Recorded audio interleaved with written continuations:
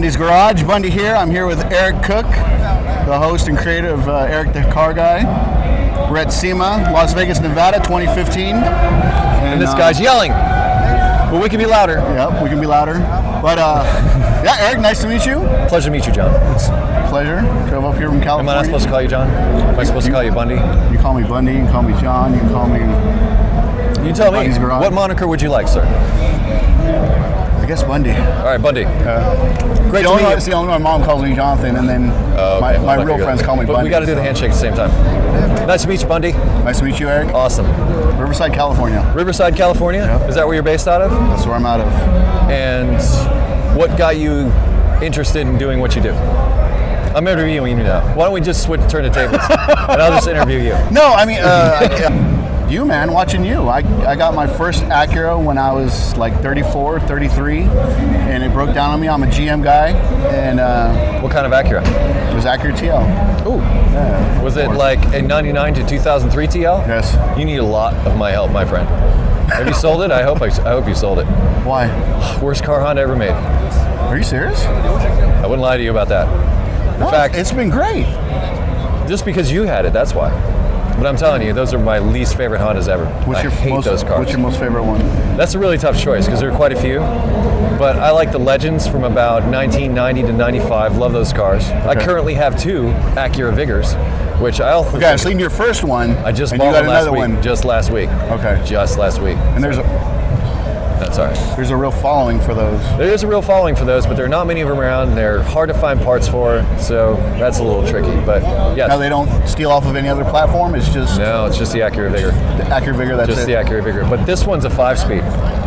Nice. Yeah, so whether or not there'll be a manual to automatic swap, I'm not really sure because it's one of those things that's really involved. And I'm doing other things right now. Projects I'm working on now, like I said, just last week I bought this Acura Vigor, but honestly that's totally back burner. I actually had a viewer reach out to me and say, hey, found this on Craigslist, it's in your neighborhood, go check it out. I did.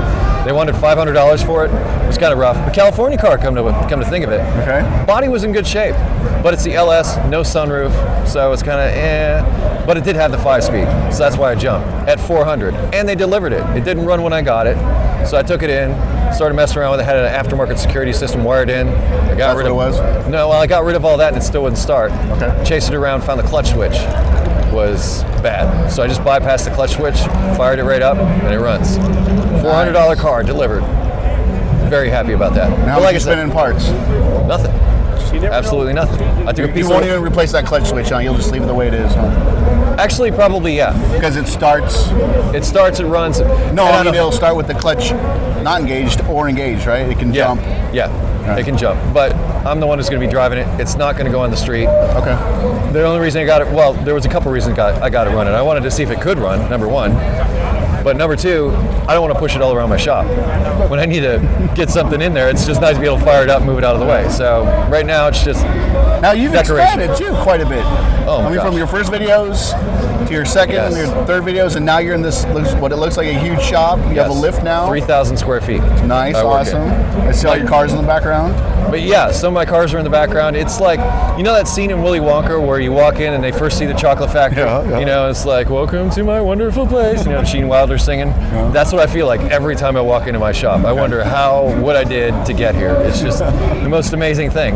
I started out in that dingy old place, and because I've got such great fans, because people started watching the show and everything else, things began to snowball, and especially this year. It has been just taking off? It's been almost every week something new shows up at the shop, and I'm working with it.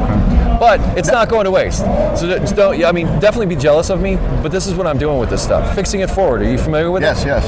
The Fixing It Forward project is where I'm going next. I mean, I love the concept of being able to help people directly. When I started my channel, you're aware that I was just trying to help people with auto repair so they could better understand it and that type of thing. I was flat broke myself. It was total Hail Mary. I said, I'm going to try this. I got it out there and now it's succeeded. But now that I'm in the place that I'm in and I have all these relationships with all these sponsors and things like that, and I have all these wonderful tools in this amazing shop, I want to put it to use to go back to helping people, but more directly this time. So I take people who either can't afford auto repair for whatever reasons, like maybe an illness or maybe some financial hardship. I'm sorry for interrupting, but the last guy broke his back or something? Last guy had a broken neck. Okay. And then now I have a veteran who's not technically classified as disabled, which I think is BS because an airplane fell on the guy and he's had nerve damage for the past 30 30 years. That's kind of BS. Exactly. So I want to give the guy something back that he can get in, he can drive, he does a lot of driving, and that's what Fixing It Forward is all about. And that's honestly what the core concept of Eric the Car Guy was since its inception. So now I'm able to realize it in a whole new way, and I'm hoping to take this, expand that whole program beyond just Eric the Car Guy and get it out there into the world. I've actually had a lot of people reach out trying to help me do just that. Okay. So, now how did you start Eric the Car Guy?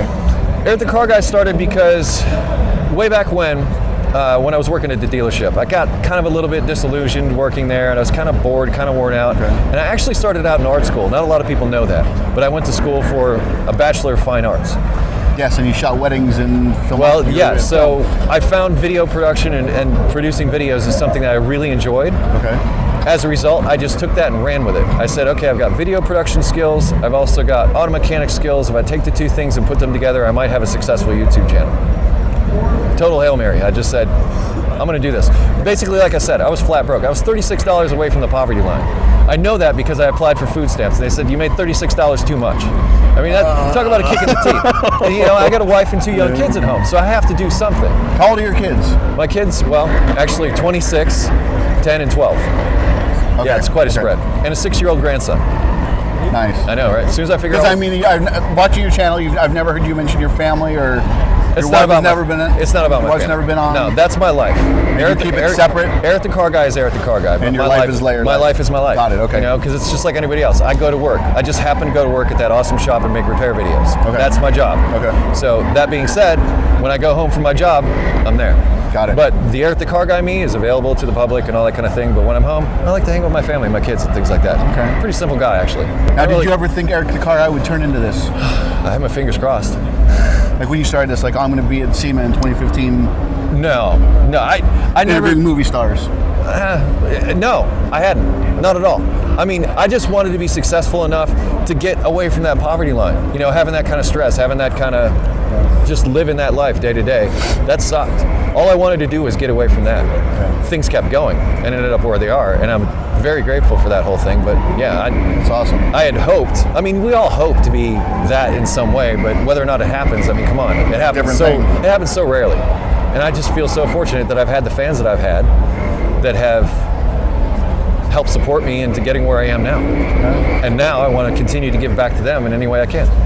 Okay. Let me ask you this.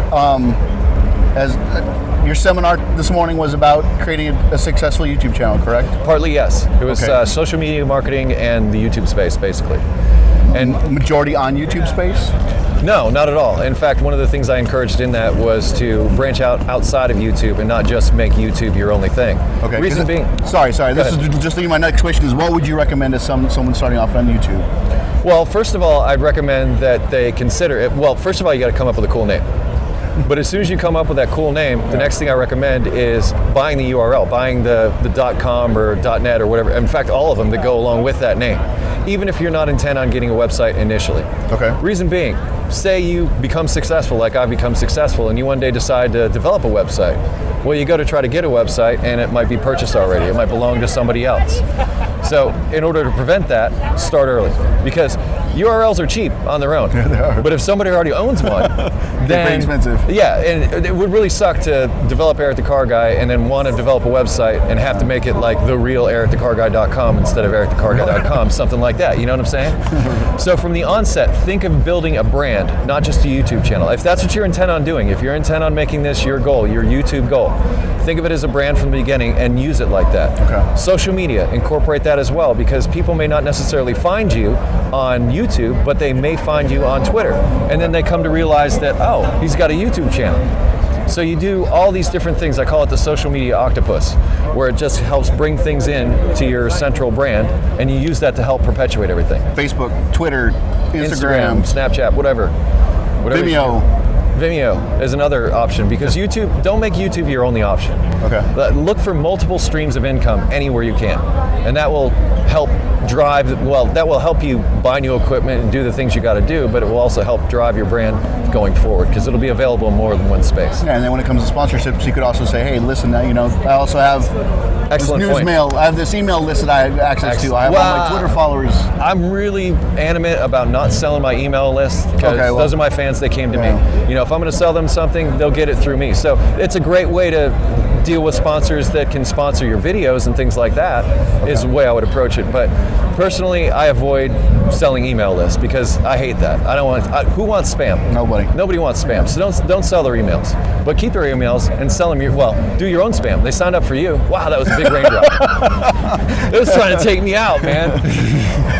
Like I saw LeBron James has like 25 million followers on Twitter, and it's like he gets paid like $25,000 if a company comes to him and says, "Hey, tweet this out for me." Okay. Well, and that's one thing you'll deal with as you become more successful. More and more people will reach out to you and try to leverage your brand for them, and you can turn around and use that for extra income. Exactly. But there's a balance.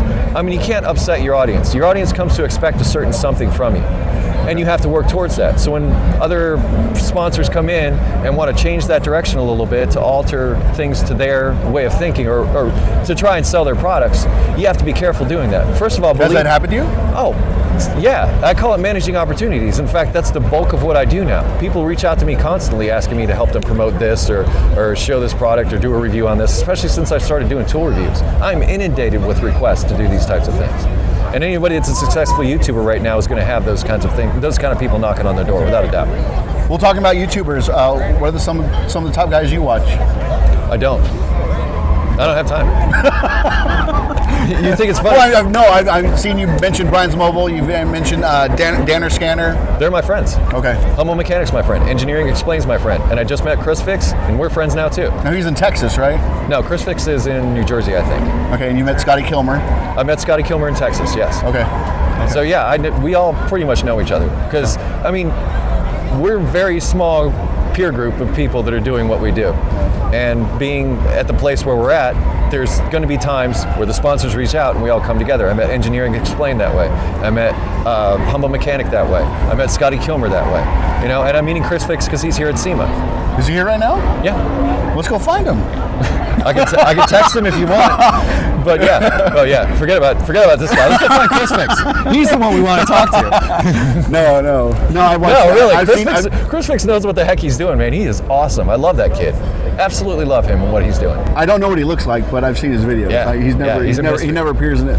He's like you're the guy that's in front of the camera all the time. Chris Fix and Scotty Kilmer. Everybody's got their own thing. Yeah, Everybody puts their own spin on it, and that's Chris's thing. Chris is a private guy, so I respect that. Okay. But what I'm saying is Chris Fix, I've met him. I think he's great, and I think what he's doing is absolutely fantastic. Yeah. So you probably learn even more about the YouTube space from him than he could from me, if I'm honest. Is he speaking here too? No, he's not speaking. This is his first time to SEMA, actually. Okay. He's cruising around doing his thing, all that kind of stuff. But couldn't meet a better person. Cool. Well, Chris. Oh, see how it is. How quickly I am forgotten. It's Eric, the car guy. I'm just kidding. Hey, thank you so much. Pleasure meeting you here. It's a pleasure meeting you too. Thank you for everything. Thanks for coming out. Thanks for the interview, all that stuff. Yeah. Awesome, man. As you always sign off, stay dirty. Be safe, have fun, stay dirty.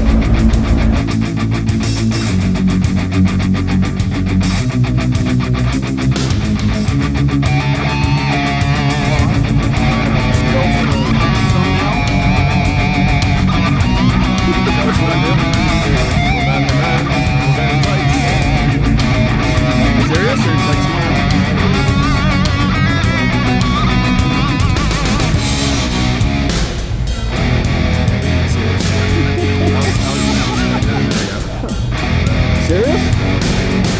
Not serious. Serious. Not serious. Not serious.